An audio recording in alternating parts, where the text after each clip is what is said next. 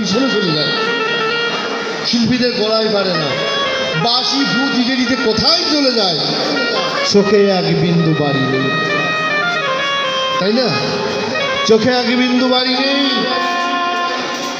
আমার শ্রীপাদ রামদাস বাবা কীর্তনে বসতেন, একটা করতাল নিয়ে একজোড়া করতাল ভজন করতেন, পাশে একজন ভক্ত গামছা নিয়ে বসে থাকতেন।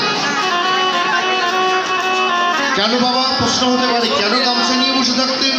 যখন কীর্তন ভজন করতেন, রামদাস বাবার দু নয়ন দিয়ে ধড়ধড় করে যেমন জল, গ্লাসে জল ঢেলে দিলে যেমন হয়, শ্রীপাদ রামদাস বাবার দু নয়ন দিয়ে প্রেম অশ্রু নির্গত হতো।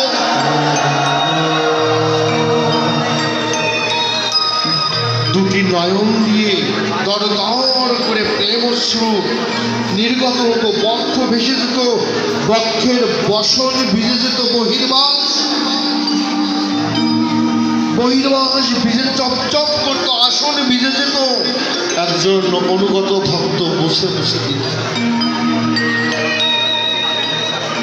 4টে থেকে কীর্তনে বসেছেন, কীর্তন 11টা বেজে গেছে, বাল্য প্রসাদ রেখে দিয়েছেন, ঠান্ডা হয়ে গেছে,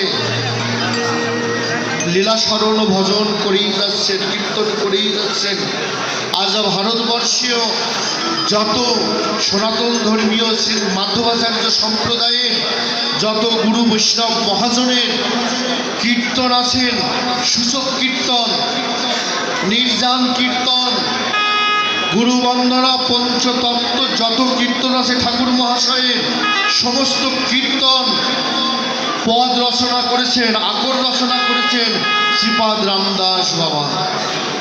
যত সূচক কীর্তন আছেন, নির্জান কীর্তন আছেন, কীর্তন স্বহস্তে রচনা করেছেন শ্রীপাদ রামদাস বাবা।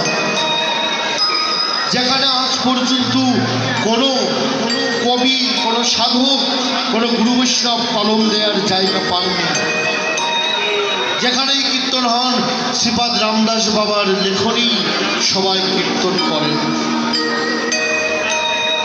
সেই রামদাস বাবা কীর্তনে শিক্ষায় হয়েছেন, আমাদের শিক্ষা দিয়েছেন